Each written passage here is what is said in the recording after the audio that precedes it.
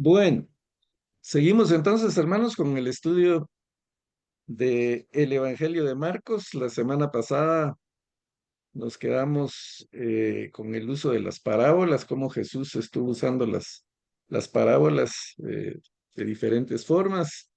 Hablamos de la parábola del sembrador que salió a sembrar, y la semana pasada pues hablamos de que el sembrador espera que la semilla germine por sí sola. Y hablábamos de que pues todo esto, Jesús está hablando del reino, explicando lo que es el reino que él vino a inaugurar. Y en el reino pues tenemos la responsabilidad todos de sembrar la palabra del Señor. La semilla es la palabra del Señor que va a ser sembrada en diferentes terrenos. En unos va a fructificar, en otros no. Pero eso ya no es responsabilidad nuestra. Nuestra responsabilidad es compartir el Evangelio.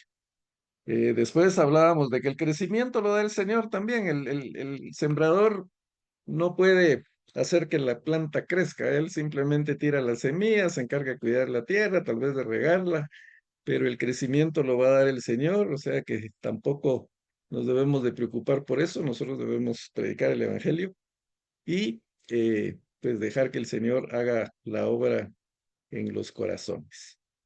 Seguimos entonces. Jesús seguía enseñando. Hoy vamos a ver otra enseñanza que él hizo. Ahora es una enseñanza práctica. Eh, y pues el tema de hoy es su palabra calma la tormenta. Siempre confirmo si pueden ver la presentación. Sí, hermano, sí se ve. Perfecto, gracias. Bueno, entonces aquí es el último pasaje de la semana anterior, en donde pues dijimos que con muchas parábolas como estas él hablaba conforme a lo que podían ir, y sin parábolas no les hablaba, aunque sus discípulos en particular él les comentaba todo.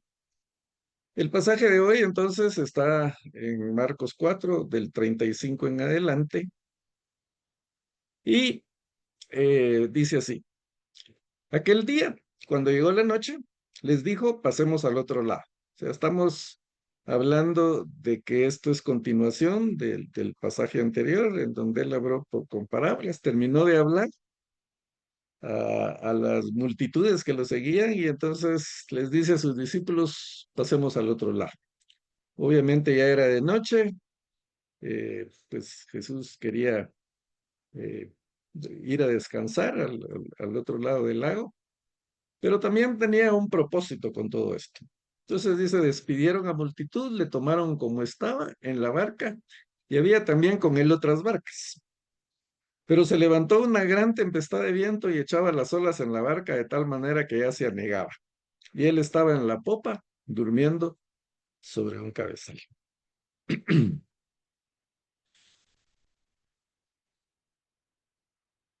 Y le despertaron y le dijeron, Maestro, ¿no tienes cuidado que perecemos?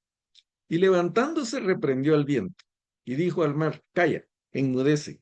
Y cesó el viento y se hizo grande bonanza. Y les dijo, ¿por qué estáis así amedrentados? ¿Cómo no tenéis fe? Entonces temieron con gran temor y se decían el uno al otro, ¿quién es este que aún el viento y el mar le obedezca? Bueno, vamos por partes. Aquí tenemos los pasajes paralelos, siempre los pongo. El relato también está en Mateo 8, 23, 27, en Lucas 8, 22 al 25. Algunos detalles adicionales se dan en cada uno de los relatos, pero nos vamos a basar en Marcos. Como dije, pues es de noche, decide pasar al otro lado, despiden a la multitud, se suben todos a la barca, pero en determinado momento se levanta una gran tempestad de viento, una gran tormenta. Entonces, ubiquémonos un poquito, tratemos de estar, de colocarnos en aquel lugar. Eh, Imagínense ustedes eh, ya en la oscuridad, porque obviamente si ya era de noche, pues estaba todo oscuro. En medio del lago no hay no hay lámparas, no hay luz. En una tormenta, pues obviamente las nubes cubren el reflejo de la luna. O sea, es una oscuridad total. En medio de esa oscuridad total están los discípulos remando. Y en medio de todo eso, pues se desata, como dice aquí, una gran tempestad de viento. No era, no era un lago agitado, sino era una tempestad muy grande y echaba las olas en la barca, de manera que de, de tal manera que ya se anegaba, o sea, estaba entrando el agua por las olas. Me imagino a los discípulos, unos remando, otros tratando de sacar el agua para que la barca no se hundiera. Y pues hay preocupación, hay temor, hay estrés. Yo me puedo imaginar bastante cercano este acontecimiento, porque les he comentado anteriormente que el Señor me llamó a mí en medio de una tempestad, no en el mar de Galilea, en el lago de Genezaret, sino en el lago de Izabal. Eh, y fue justamente algo así. Era de noche, se desató una tormenta, la famosa brisa que le llaman, pero esa brisa pues es realmente una tormenta fuerte. Las olas hacían que que la barca en que íbamos era en un lanchón para 30 personas, íbamos ahí alrededor de 30 personas, pero parecía un barquito de papel. Las olas lo levantaban, se oía el ruido cuando chocaba el casco del lanchón con el agua. Los mismos que iban conduciendo el lanchón, los lancheros experimentados, decían, ojalá que no se vaya a partir eso. Muy discretos, ¿verdad? Porque no tenían que haber dicho, pero decían, esperemos que no se parta porque nos ahogamos todos. Ya se imaginan el temor de los 30 que íbamos ahí. Eh, y pues ahí en medio de esa tormenta, el pastor a cargo, el misionero a cargo, que era el hermano Jorge Girón, papá, pues me hizo la invitación para entregarle mi corazón al Señor. Y les confieso, y lo he confesado siempre, por puro miedo, acepté, porque pensaba que me iba a morir ahí a medio lago. Yo creo que todos pensamos lo mismo. Entonces me puedo imaginar el terror de esta gente, porque esta tormenta, como se la relata Marcos, tuvo que haber sido peor que la que nosotros vivimos en el lago de Izabal. Y entonces, eh, ellos, imaginen, remando, gritando, pues eh, a alguien tal vez dando órdenes, o todos dando órdenes, o no poniéndose de acuerdo que quién remaba más, quién remaba menos. Y estamos hablando de pescadores, perdón, no todos los discípulos eran pescadores, pero habían ahí pescadores experimentados, vivían a las orillas del lago y su negocio era la pesca y se metían a pescar de noche porque era cuando mejor pescaban. Entonces tenían experiencia en estar en el lago. Y a lo mejor en algún momento habían pasado una tormenta, pero eh, parece ser que no habían pasado una tormenta como esta porque el temor es general. Entonces, lo interesante, lo curioso del caso es que Jesús está durmiendo. La barca está como barquito de papel y Jesús durmiendo. Probablemente agotado por el trabajo, ya platicamos anteriormente que Jesús trabajaba desde muy temprano. Él todavía estaba oscuro cuando se retiraba a orar. Regresaba de orar, a veces encontraba a los discípulos dormidos y los levantaba y ya empezaba a caminar, a ir a predicar a las multitudes, a sanar a los enfermos. Entonces, su ministerio lo realizaba desde temprano en la mañana, al mediodía. Al mediodía lo vemos, por ejemplo, hablando con la mujer samaritana y de ahí hasta la noche. En la noche lo vemos hablando con eh, Nicodemo. Entonces, pues su trabajo era de sol a sol. Obviamente se cansaba porque pues él tomó la forma de humano, era un ser humano completo como cualquiera de nosotros, sin dejar de ser divino. Y entonces se agotaba, se cansaba, tenía sed, tenía hambre, todo lo que nosotros pasamos. Entonces agotado va y está tan agotado que ni la tormenta lo despierta. Entonces ahí está, ahí tranquilo, durmiendo mientras los discípulos están muertos de miedo, prácticamente. Entonces van y le despiertan. Pero si ustedes notan la forma en que lo despiertan, no sé quién de los discípulos fue, me imagino que fue más de uno quien se dirigió a él, pero la forma en que le hablan no es así como, maestro, perdón la molestia, no te queríamos despertar, pero tenemos por un problemita, entonces queremos que nos ayudes. No, no fue nada de eso. Esto tuvo que haber sido, no tienes cuidado que perecemos. Prácticamente un reclamo, eh, una falta de respeto hacia su maestro, hacia Jesús, provocada por el nerviosismo, por el estrés que ellos tenían en ese momento. Ah, y entonces Jesús se levanta tranquilamente y reprende el viento y dijo al mar, calla, enmudece. Y cesó el viento y se hizo grande bonanza. Difícil de, difícil de imaginar. Primero, bueno, la palabra que él usa, o la traducción de la palabra original, es acaya, enmudece, es la misma o similar a cuando cayó a los demonios. O sea, él también a los demonios, recuérdense que les decía, cállate o enmudece. Le decían, tú eres el Cristo, el Hijo del Dios viviente, y él los callaba. Pues lo mismo hace con la tormenta, como una demostración de que él tiene la autoridad para no solo reprender a los demonios, sino también las fuerzas de la naturaleza. ¿Cómo una tormenta puede escuchar a Jesús y obedecerle?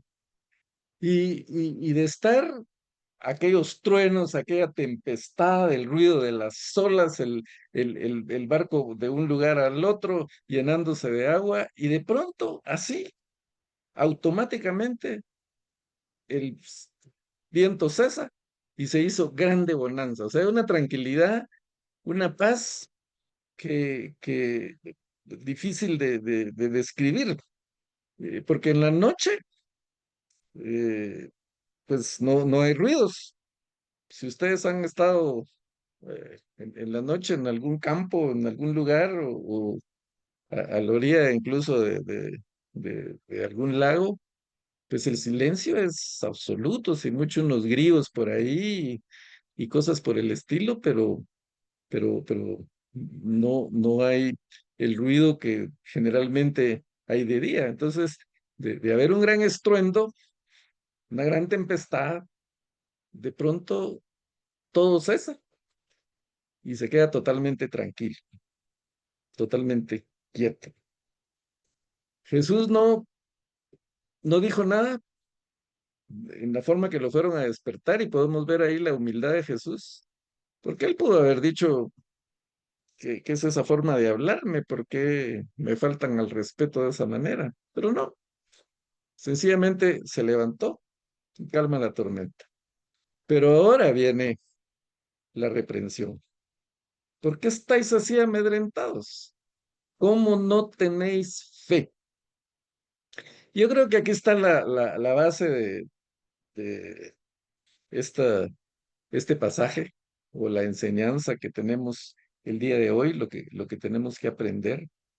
Eh, el Señor le sorprendía la incredulidad de sus discípulos.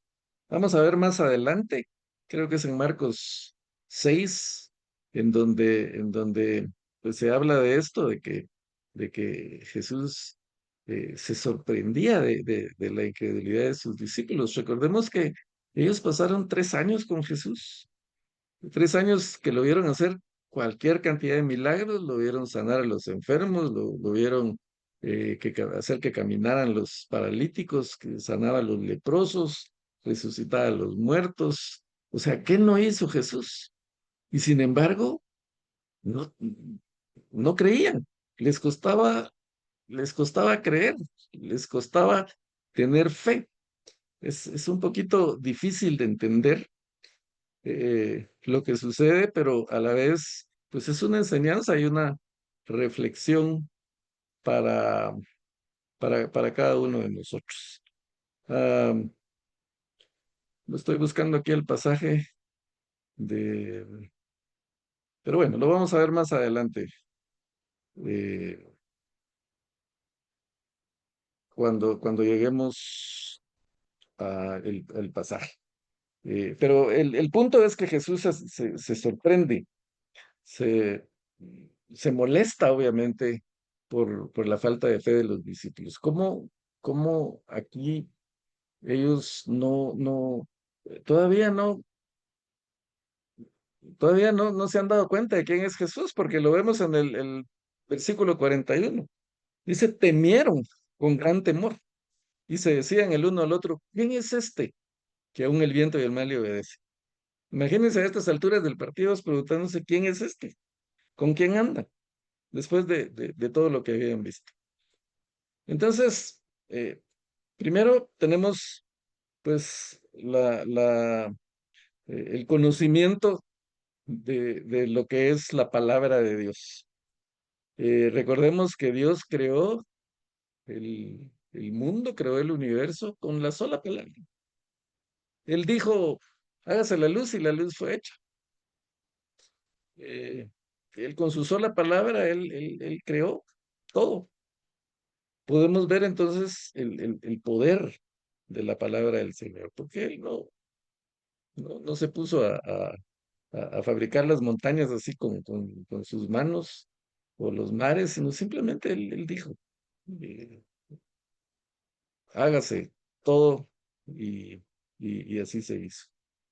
Con quien vemos que tomó polvo de la tierra y eso fue con el hombre, ahí pues el Señor usó las manos porque esa fue la obra máxima de la creación, pero él con su sola palabra pues hizo todo lo que vemos hoy en el universo. Es el poder de la palabra del Señor. Eh, Hay quienes dicen es que las palabras tienen poder, no digas cosas porque las palabras tienen poder, o incluso hay quienes dicen que sus palabras también pueden hacer muchas cosas, pero no, es la palabra de Dios. Nadie eh, que yo sepa en la historia ha podido parar una tormenta con solo ordenarlo, como Jesús, solo decirle calla, enmudece. Con la sola palabra Jesús podía hacer eso, pero los discípulos no podían verlo. Y, y entonces, si revisamos los evangelios y lo que hemos visto hasta ahora, por ejemplo, de Marcos, eh, Jesús exalta la fe, exalta la fe de los hombres aquellos que rompen el techo para bajar un paralítico para que lo sanen. Exalta la fe del centurión romano. Y eso me llama mucho la atención a mí, un centurión romano, un enemigo del pueblo de Israel, alguien que muy probablemente nunca había leído la Torá, las escrituras, no sabía nada de la ley, ni siquiera el Génesis en donde Jesús, o perdón, donde Dios crea el mundo con su palabra. El Señor no solo creó el mundo con su palabra, sino sostiene el mundo con su palabra, sostiene el universo con su palabra. Pero este centurión romano no podía tener acceso a eso. Él no era judío, era enemigo del pueblo judío. Él oyó de Jesús y va con Jesús y le dice, Señor, no soy digno de que entres en mi casa, pero una sola palabra tuya bastará para sanar a mi siervo. Y Jesús en ese momento dice, no he visto fe como la de este hombre. Porque Jesús quería que esa fe tuvieran sus discípulos, pero sus discípulos eran duros, les costaba entender. Y sin embargo, aquel enemigo eh, del pueblo tiene esa fe. Y obviamente Jesús responde a la fe. Y como cree, le dice, pues así será. Y entonces inmediatamente el siervo de aquel centurión, eh, pues es sano. Eh, el otro caso de aquella mujer sirofenicia, que era también gentil, no era judío. Los judíos tenían a los gentiles como inmundos, como pecaminosos. Algunos extremos decían que los gentiles los había creado Dios para alimentar el fuego del infierno. Así, esa animadversión tenía para los gentiles, y ella va con Jesús y le pide que sane a su hija. Y Jesús le da una respuesta que es un poco difícil de asimilar o de entender, pero obviamente Jesús conocía el corazón de la persona y le contesta en una forma que podríamos entenderle nosotros grosera, porque le dice, no vamos a quitar el pan a los hijos para darles los perritos. Y la mujer le contesta, Señor, pero aún los perritos comen de las migas que caen de la mesa. Y Jesús alaba esa fe, exalta esa fe. Y entonces sana a aquella muchacha. Y podríamos mencionar así más ejemplos. La mujer que tocó el manto dijo con solo tocar la tela, ni siquiera él, sino sus vestidos, voy a quedar sana, y quedó sana. Ah, ¿qué aprendemos de esto, mis hermanos? Que tenemos que aprender a confiar más en Jesús, que necesitamos más fe, porque todos estamos expuestos a las tormentas. Las tormentas tarde o temprano van a llegar a nuestra vida. Y hay tormentas de todo tipo. Hay tormentas financieras, hay tormentas de salud, hay tormentas familiares, hay tormentas de trabajo, eh, de todo tipo. Nadie puede decir yo nunca he pasado por una tormenta, porque a todos nos llegan tarde o temprano. ¿Y qué pasa cuando estamos en medio de la tormenta? ¿Qué pasa cuando estamos en medio de los problemas? Pues nos preocupamos. ¿Quién no se preocupa porque no tiene para pagar la renta de su casa? ¿Quién no se preocupa porque pues a lo mejor no alcanza para la comida de mañana? Y sin embargo Jesús dijo, miren las aves del campo, yo las alimento, no hacen nada. Y miren los lirios, ni Salomón se ha podido vestir como ellos. El Señor, hermanos, está en control. Hemos estado en periodo de temblores, ¿verdad? ¿Quién no se ha asustado con los temblores? A todos nos asusta eso, nos da miedo. Y sin embargo, vemos a Jesús controlando las fuerzas de la naturaleza. Él está en control. Por supuesto que Él puede calmar una tormenta, por supuesto que puede calmar un temblor. Eh, Él es el dueño del oro y de la plata, pero nos afligimos cuando tenemos problemas económicos. Nos afligimos con la enfermedad, y Él sanó todo tipo de enfermedades. No hubo una enfermedad que Él no pudiera sanar. Entonces, ¿qué nos preocupa? Sencillamente necesitamos más fe. Y podemos pedirle. O sea, el Señor no se va a enojar porque le pidamos fe, porque vemos en la Escritura que más de uno le pidió: aumenta nuestra fe, ayuda a mi incredulidad. Y tenemos que tomar esa actitud y confiar más en el Señor, acercarnos más a Él, dejar nuestras cargas en Él. Y todas las mañanas, cuando nos levantemos y cuando oremos, nuestra oración debe ser: Señor, toma el control de mi vida, toma el control de mi trabajo, de mi familia, de mi salud, de mis hijos, de mis nietos, de mis padres. Eh, Están en tus manos. Toma todo el control de eso. Y el Señor está en control. y va a permitir tormentas. No, no podemos pensar que el Señor no va a dejar que vengan crisis a nuestra vida. ¿Por qué permitió esta tormenta? Él iba con los discípulos y permite esta tormenta.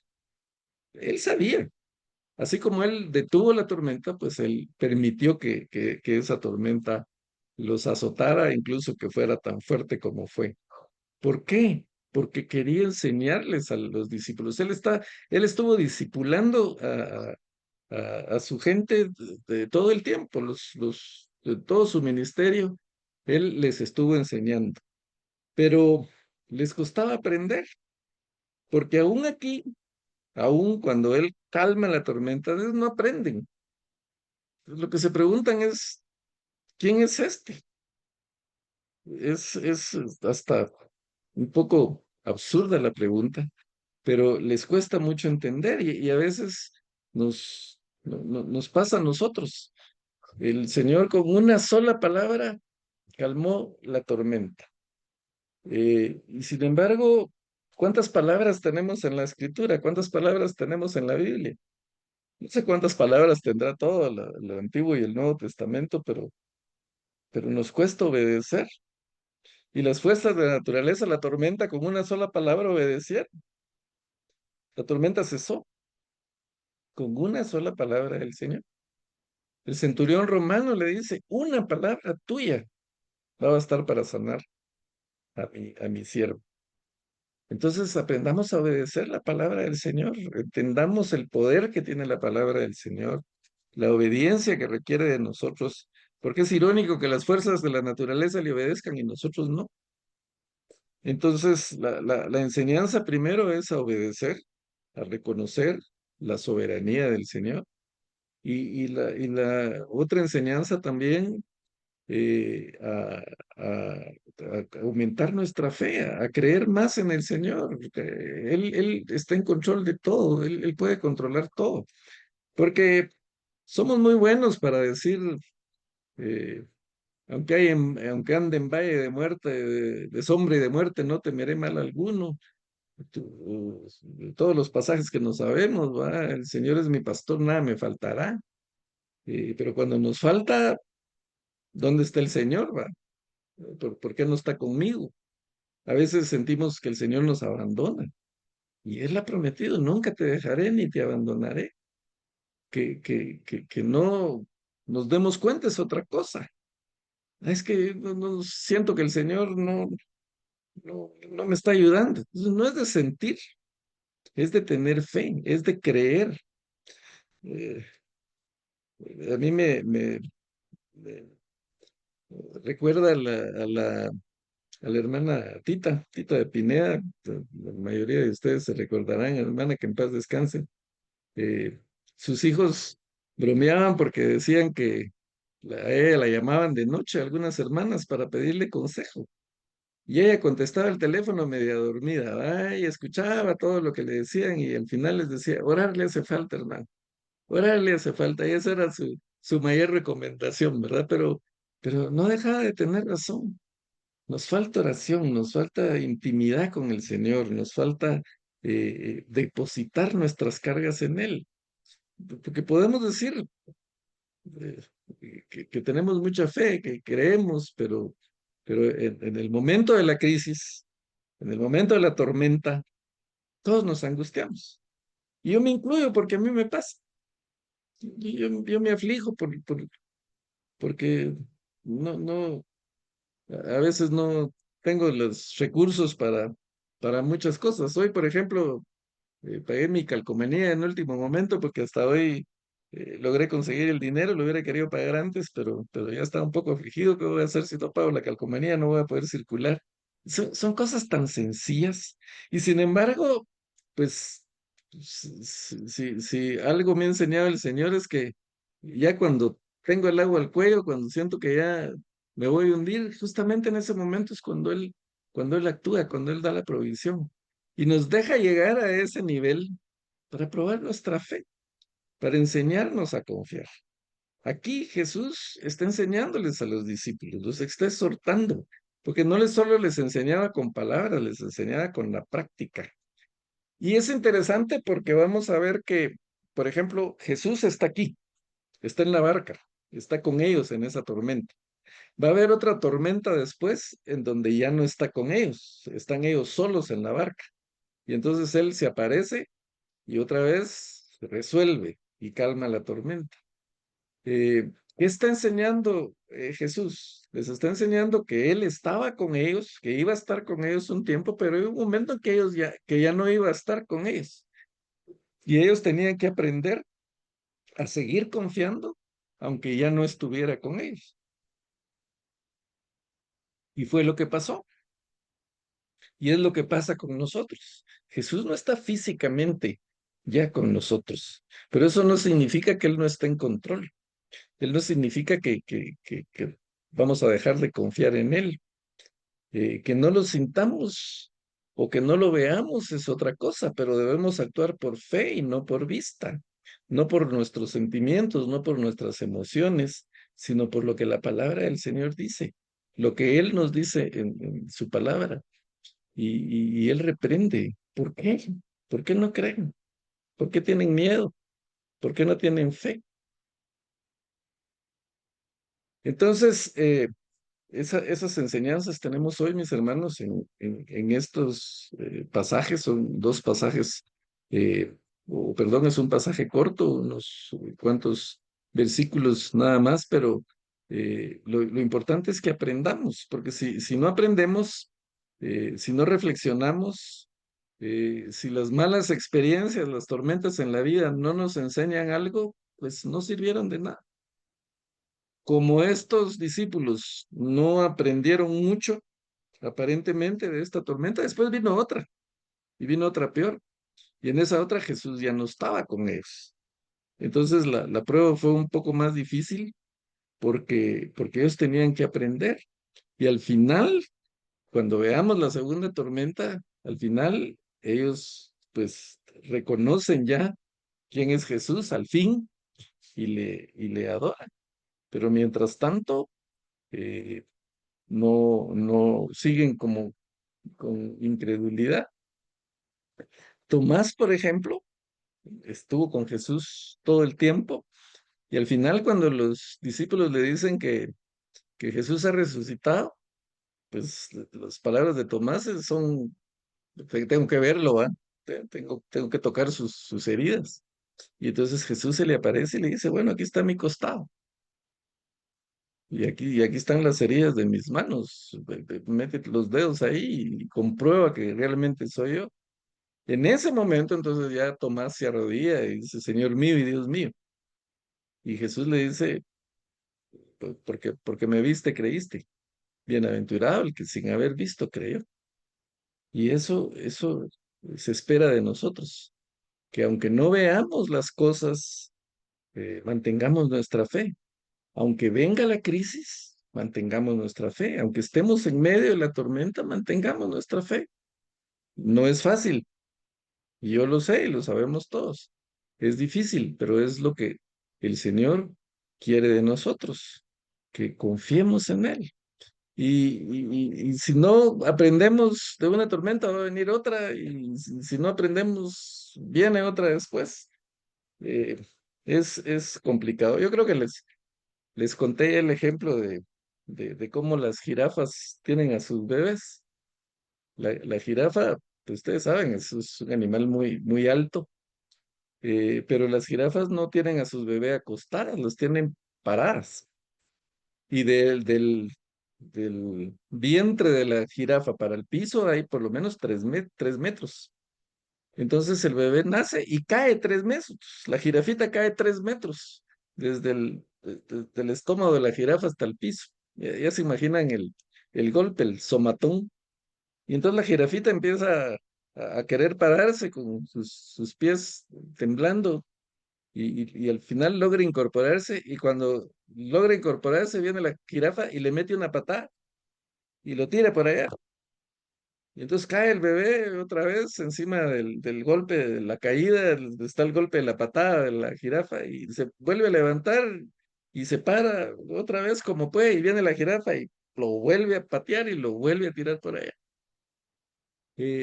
Uno dice que qué barbaridad, que madre desnaturalizada esta jirafa, pero la jirafa lo que está haciendo es enseñarlo a caminar, enseñarlo a que cuando cae se tiene que levantar, se tiene que incorporar, porque es la manera de salir adelante.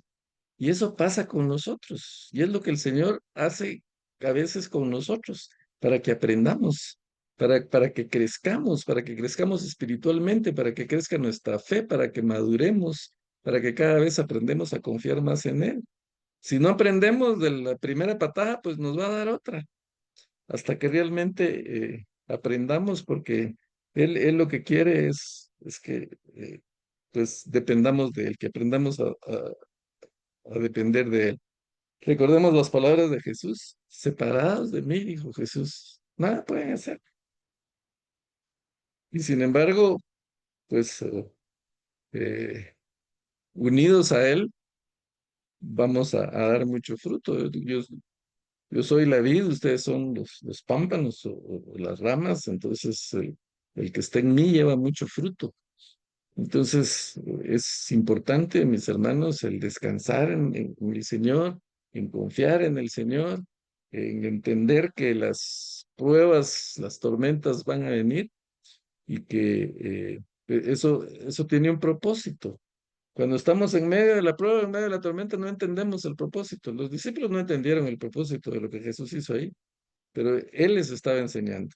Ya cuando Jesús no está, ya cuando se quedan solos en el mundo, entonces ya los vemos escribiendo, ya vemos a, a un Pedro escribiendo, eh, que sabemos, cuando vimos la introducción de Marcos, vimos que se cree que Marcos era como que el escriba de Pedro, el traductor de Pedro. Todo lo que Marcos escribe, pues lo tuvo que haber ah, aprendido de Pedro, porque Marcos no fue un discípulo no fue de los 12. Él probablemente era un jovencito cuando el ministerio de Jesús.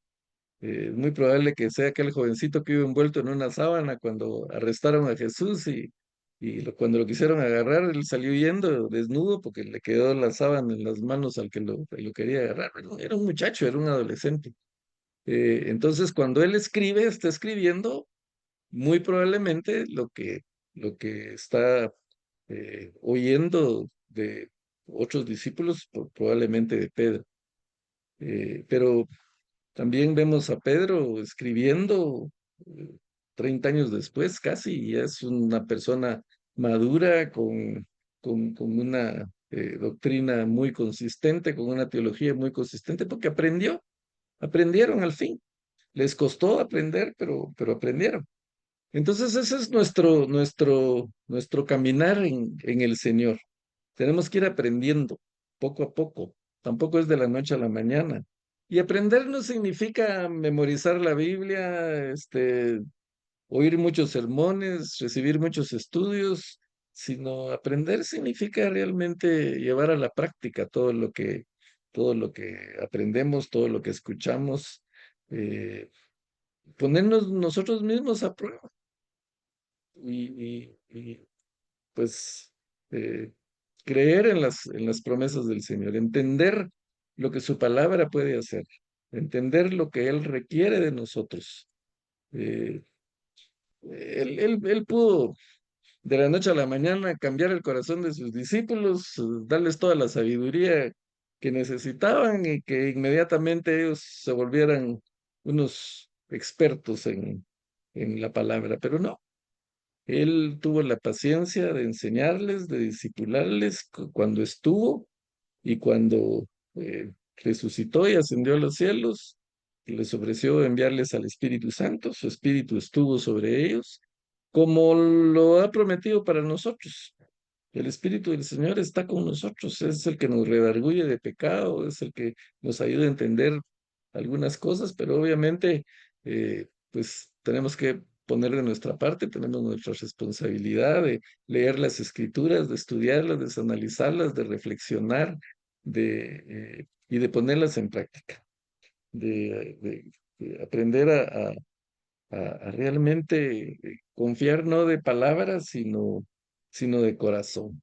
Depositar nuestras cargas en el Señor. Yo no sé en qué situación está cada uno de ustedes ahora, pero independientemente de la tormenta, porque todos peleamos nuestras propias batallas cada día, independientemente de la batalla que estén peleando, de la tormenta por la que estén pasando, hermanos, el Señor está con nosotros. Nunca te dejaré ni te desampararé, dice el Señor. Y pues con esa confianza trabajamos. Tenemos temores, eh, yo lo sé, pero el Señor está en control. Y quizás uno de nuestros mayores temores es el miedo a la muerte, pero Él venció la muerte para enseñarnos que la muerte no puede con nosotros. Eh, ¿Dónde está muerte tu aguijón? ¿Dónde está sepulcro tu victoria? O sea, el cristiano es un ser eterno, o sea, la muerte para nosotros no es aniquilación total, simplemente es un paso a, a, a donde realmente está nuestra morada, nuestra residencia. Eh, Creo que les comenté la semana pasada de una filosofía o una teología que surgió en el siglo XX, la teología de la esperanza. Varios teólogos, no recuerdo los nombres de los que participaron el desarrollo de la teología de la esperanza, pero era una teología basada en lo que sabemos que nos espera, en la vida eterna. Entonces, uno de los principios de eso es que nosotros normalmente decimos, nuestro futuro depende de lo que hagamos hoy. Yo incluso a veces lo menciono en algunos cursos de capacitación que tengo así, empresarial o personal. Entonces yo le digo a la gente, el lugar donde estamos hoy nosotros es producto de las decisiones que tomamos en el pasado. Si fueron buenas o fueron malas, ahorita pues estamos cosechando de las decisiones que tomamos. Y nuestro futuro va a depender de las decisiones que tomemos hoy. Eso es cierto a nivel de decisión, pero a nivel de acción, a nivel de actitud, esta gente, estos teólogos decían, el futuro no depende del presente, el presente depende del futuro. Y suena un poco complicado, pero ¿qué significa eso? Que nosotros actuamos hoy porque conocemos el futuro. Para nosotros el futuro no es incierto. Otra de las cosas que se habla en el mundo secular es que no debemos pensar en el pasado porque el pasado nos estresa o nos estanca. Y tampoco podemos pensar en el futuro porque no tenemos control del futuro, no sabemos qué va a pasar. Entonces eh, vamos a vivir preocupados si estamos pensando en el futuro. Entonces lo que tenemos es el presente. Tenemos que vivir el presente, tenemos que vivir el hoy. Ese es el principio, el enunciado del mundo. Pero esta gente de la teología de la esperanza, pues decía algo que es muy cierto. Y para nosotros el futuro no es incierto, nosotros sabemos lo que nos espera. El Señor dijo, voy pues a preparar el lugar para que donde yo estoy, ustedes también estén. Y el apóstol Pablo dice cosas que ojo no vio, ni oído oyó, ni las puede concebir en la mente o el corazón humano, son las que el Señor tiene preparadas para nosotros. Entonces sabemos a dónde vamos. Entonces lo que hacemos en el presente depende de ese concepto que tenemos del futuro. Nosotros actuamos hoy de la forma que actuamos, vivimos como vivimos, adoramos como adoramos, porque conocemos a dónde vamos, porque sabemos a dónde vamos, porque nuestro futuro está asegurado, nuestro futuro está en las manos de Dios. Entonces, ¿qué nos preocupa? La mayor preocupación, la muerte. Es ser un mundo mejor. Es ir en nuestra patria celestial, ir a la presencia del Señor. ¿Qué más podemos pedir? Entonces, hermanos, lo importante, como ya dije, de revisar estos pasajes es que nos quede algo, que nos quede ese anhelo de vivir para la gloria de Dios. No, tampoco podemos vivir preocupados por si vamos a ser salvos o no. Eso el Señor ya lo decidió. Ya Él murió en la cruz del Calvario para que nosotros fuéramos salvos. Nada de lo que podamos hacer nos va a ayudar a alcanzar la salvación. Eso es un regalo de Él. Entonces debemos preocuparnos no para ser salvos, porque ya somos, sino, si ya somos, sino para vivir para la gloria de Dios. Y, y bueno, eso es otro, ya es otra enseñanza, el motivo de otra clase, pero la voluntad del Señor también es que velemos por los demás, que velemos por el huérfano, por la viuda, por el necesitado. Eso es vivir para la gloria de Dios. Eso es hacer la voluntad de Dios.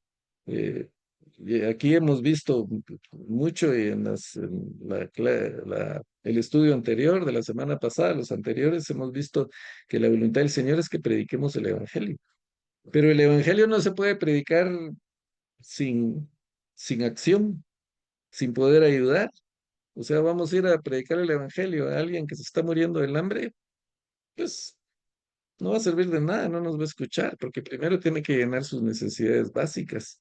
Entonces pensemos también en la necesidad que hay en nuestro país, en el mundo, en toda la desnutrición, en toda la pobreza, y también pues actuemos ahí.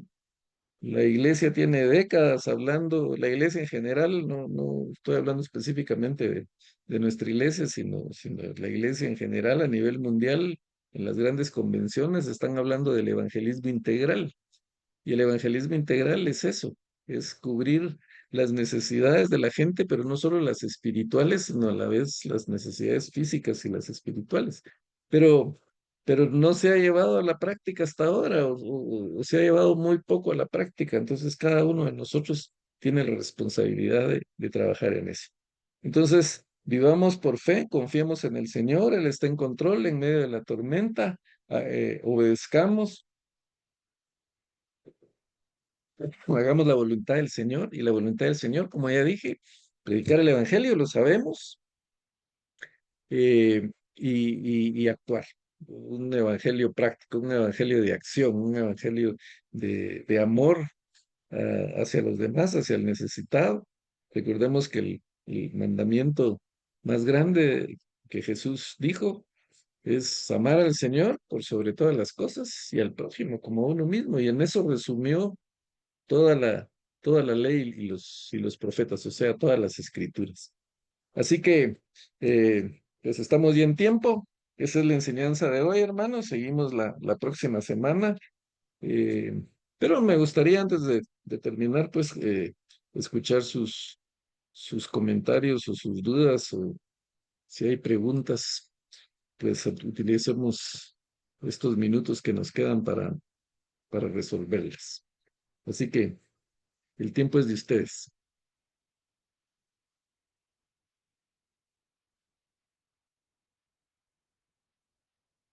De uno en uno, no todos juntos, por favor.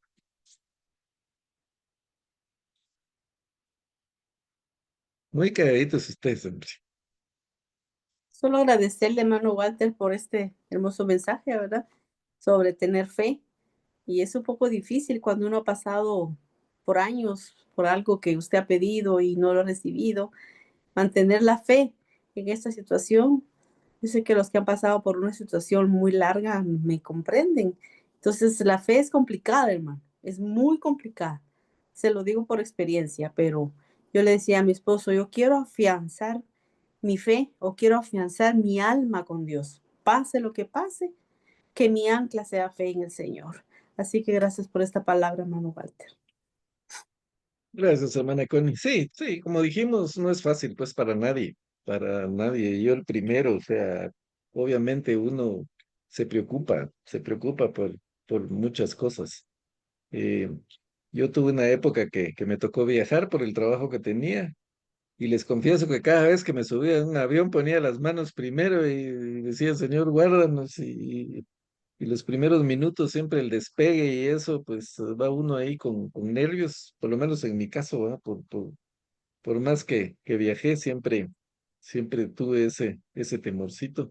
Pero ahí arriba decía yo, bueno, aquí ya estoy en las manos del Señor, aquí ya no puedo hacer nada, yo no tengo el control, porque siempre nos gusta a nosotros tener el control, nosotros creemos resolverlo todo, nos cuesta dejarle el control al Señor, pero ya ahí arriba, ¿qué puede hacer uno? Entonces ya ahí ya me tranquilizaba. Pero, pero sí es un problema de fe. Nos cuesta creer, nos cuesta mucho creer, pero tenemos que seguir trabajando toda nuestra vida en eso. Como les dije, los discípulos al final, pues ya creyeron, pero estando con Jesús, viendo todo lo que Jesús hacía y les costaba tener fe, les costaba creer. Lo irónico es que gente que no anduvo con Jesús, como el centurión romano, la mujer sirofenicia o toda esta gente que realmente no eran discípulos de Jesús, pues en determinado momento tenían más fe que los propios discípulos. Entonces, tenemos que tener cuidado que nosotros, cristianos, conociendo la palabra del Señor, eh, pues asistiendo a la iglesia y oyendo sermones, oyendo enseñanzas, y puede ser que alguien que no tenga nada de eso crea más, ¿va? Como pasó con Rahab también, la ramera que recibió a los espías que envió Josué. Ella dice, yo sé que el Dios de ustedes es el Dios verdadero, ¿verdad? Y sé lo que he oído, lo que ha hecho. Y entonces creo, y los espías, los mismos del pueblo de Israel, les costaba creer. Yo creo que tenían menos fe que ella, ¿verdad? Pero así pasa. Entonces tenemos que tener cuidado que gente tal vez de fuera, que ni siquiera son de nuestra iglesia o ni siquiera son eh, pues cristianos evangélicos como nosotros, puedan tener más fe que nosotros mismos. O sea, cuidado con eso. Eh, aprendamos a confiar. Amén. Muy bien, si no hay más comentarios, entonces, hermanos, los dejo descansar. Si el Señor lo permite, nos vemos la próxima semana. La próxima semana vamos a estudiar cómo el Señor va a calmar otra tormenta, pero ya no es una tormenta de la naturaleza, sino es la tormenta de una persona. Así que, pues, nos vemos la próxima semana. Bendiciones, hermano. Que pasen feliz noche. Dios lo